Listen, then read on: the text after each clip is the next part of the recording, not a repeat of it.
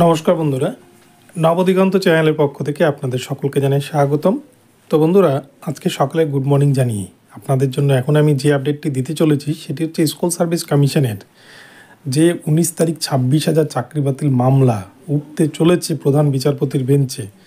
সেই মামলার পরিপ্রেক্ষিতে কলকাতায় আচার্য সদনে এসএসসির অফিসে যারা জেনুইন ক্যান্ডিডেট, যারা নিজের যোগ্যতায় চাকরি পেয়েছেন, তারা কিন্তু চেয়ারম্যানের সাথে দেখা করেছিলেন, এসএসসি চেয়ারম্যানের সাথে। চেয়ারম্যান সেক্ষেত্রে কিন্তু তাদেরকে বড় আশ্বাস বার্তা দিয়েছেন। তো কী বার্তা দিয়েছেন আমরা সবটাই দেখে নেব, এবং তার সাথে সাথে এটাও বলবো যে আগামীতে এসএসসিতে কী হতে চলেছে জেনুইন ক্যান্ডিডেটদের জন্য, কি বললেন এসএসসি চেয়ারম্যান, সবটাই দেখাবো। তবে তার আগে বলি, যারা প্রথমবার চ্যানেলটি দেখছেন আপনারা অবশ্যই চ্যানেলটিকে সাবস্ক্রাইব করে নেবেন এই ধরনের আপডেট সবার আগে সর্বপ্রথমে পাওয়ার জন্য। তো চলুন আমরা মূল পর্বে ফিরে যাই।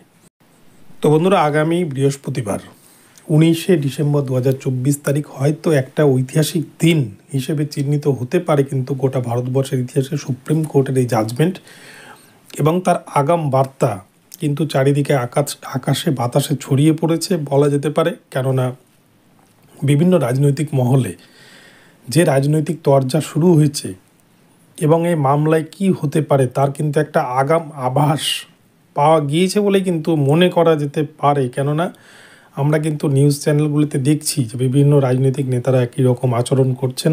তার থেকে কিন্তু এই বিষয়টা পরিস্ফুট হতে পারে যে 19 তারিখের বিষয়টা কি হতে পারে। আপনারা জানেন প্রধান বিচারপতি চেঞ্জ হয়েছে, এর আগে ডিওয়াই চন্দ্রচূড় স্যারের বেঞ্চে কিন্তু অনেক ঢিলিম ঢালা করে মামলা উঠতো না, পরের মামলাগুলো নেওয়া হতো কিন্তু এই মামলাটি নিত না। কিন্তু এক্ষেত্রে নতুন যে প্রধান বিচারপতি এসছে সঞ্জীব খান্না স্যার, তিনি কিন্তু পরিষ্কার জানিয়েছেন তিনি আর সময় দিতে পারবেন না, তিনি এই মামলাকে অতি দ্রুত শুনানি করতে চান। সেক্ষেত্রে 19 তারিখ 1 নম্বরে এই মামলাটিকে রেখেছেন। তো এই মামলা প্রসঙ্গে আগামীতে হয়তো যোগ্য অযোগ্য বাছাই করতে না পারলে কিন্তু পুরো নিয়োগ প্রক্রিয়া, অর্থাৎ কলকাতা হাইকোর্টের বিশেষ ডিভিশন বেঞ্চ যে রায় দিয়েছিল সেই রায়টাই হয়তো বলবৎ থেকে যেতে পারে, তার কিন্তু পরিবর্তন না হওয়ারই চান্স বেশি। কিন্তু সেই ক্ষেত্রে স্কুল সার্ভিস কমিশনে যারা নিজেদের যোগ্যতায় চাকরি পেয়েছেন তারা কিন্তু গতকালকে একটি টিম এসএসসি চেয়ারম্যানের সাথে দেখা করেছেন তার পারমিশন নিয়ে।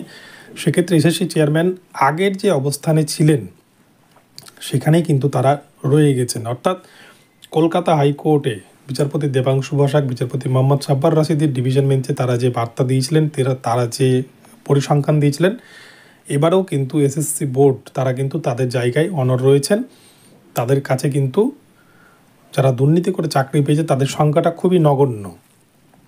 অপরদিকে পিটিশনারদের আইনজীবীরা তারা কিন্তু পরিষ্কার বলেছে এসএসসি তাদের পরিসংখ্যান কোর্টে সাবমিট করলে আমরাও কিন্তু তার এগেনস্টে 8,000 জনের নামের তালিকা দিয়ে দেবো যারা টাকা দিয়ে যোগ্যতা ছাড়াই একজন যোগ্য ক্যান্ডিডেটকে পেছনে ফেলে তিনি কিন্তু র্যাঙ্কে উপরে উঠে চলে এসেছেন। তো এখানে মূলত rank jump, expired panel, exit vacancy এবং পরীক্ষা না দিয়েও চাকরি পাওয়া, এরকম গুরুত্বপূর্ণ 4টি ক্যাটাগরিতে কিন্তু চাকরি পাওয়ার অভিযোগ রয়েছে। আর যেটা এখানে মূলত 17 রকমের দুর্নীতি রয়েছে বলে মনে করেছেন কলকাতা হাইকোর্টের বিশেষ ডিভিশন বেঞ্চ। তো সেক্ষেত্রে এসএসসি চেয়ারম্যান তিনি লাস্টে এই কথাই বলেছেন যে আপনারা নিশ্চিন্তে থাকুন, আমরা দেখছি বিষয়টা, কারোর চাকরি যাতে না যায় সেদিকটাই দেখব, এবং আমাদের কাছে পরিসংখ্যান কিন্তু রেডি রয়েছে, সমস্ত প্রমাণ রেডি রয়েছে। কিন্তু বিষয়টা হচ্ছে এসএসসি বোর্ড তারা যদি তাদের অবস্থান পরিবর্তন না করেন, তারা যদি সঠিক পরিসংখ্যান না কোর্টে প্রডিউস করেন, তাহলে কিন্তু আগামীতে হয়তো এই এসএসসির পুরো প্যানেলটাকেই হয়তো বিসর্জন দিতে হতে পারে এসএসসি বোর্ডকে। আর সুপ্রিম কোর্টে যদি এই মামলায় হেরে যায় তাহলে কিন্তু আর কোথাও যাওয়ার উপায় নেই, শুধুমাত্র একটি পথ খোলা থাকবে, সেটি হচ্ছে কিন্তু রিভিউ পিটিশন। আর সরকারের তরফ থেকে আমরা আগেই জানতে পেরেছি যে তারা কিন্তু এসএসসি মামলায় রিভিউ পিটিশন দায়ের করছে, অর্থাৎ এখান থেকে কিন্তু পরিষ্কার ধরে নেওয়া যেতে পারে যে আগামীতে হয়তো এই মামলা কিন্তু বাতিলের পথের দিকেই এগোচ্ছে। তো দেখা যাক। তবুও আমি বলবো যারা জেনুইন ক্যান্ডিডেট রয়েছেন, যারা নিজেদের যোগ্যতায় চাকরি পেয়েছিলেন, তাদের চিন্তার এখনও কিছু নেই, যদিও চিন্তা হওয়াটাই স্বাভাবিক এসএসসি বোর্ডের যা কার্যকলাপ। তবে আমি বলবো আপনারা নিশ্চিন্তে থাকুন, কোর্ট হয়তো আপনাদের জন্য ভাবনা চিন্তা করবে এবং যোগ্যদের জন্য কিন্তু সবাই সবসময় পাশেই থাকবে, কিন্তু যারা টাকার বিনিময়ে অযোগ্য হওয়া সত্ত্বেও চাকরি পেয়েছে তাদের চাকরি যাক, এটাই কিন্তু সবাই চাইবে এবং এটাই কিন্তু কাম্য। তো যাই হোক বন্ধুরা, এখন এই পর্যন্ত রইল, আপনাদেরকে আপডেটটি জানালাম। ভিডিওটি ভালো লাগলে চ্যানেলটিকে সাবস্ক্রাইব করে দেবেন। দেখা হচ্ছে পরবর্তী ভিডিওতে। ধন্যবাদ।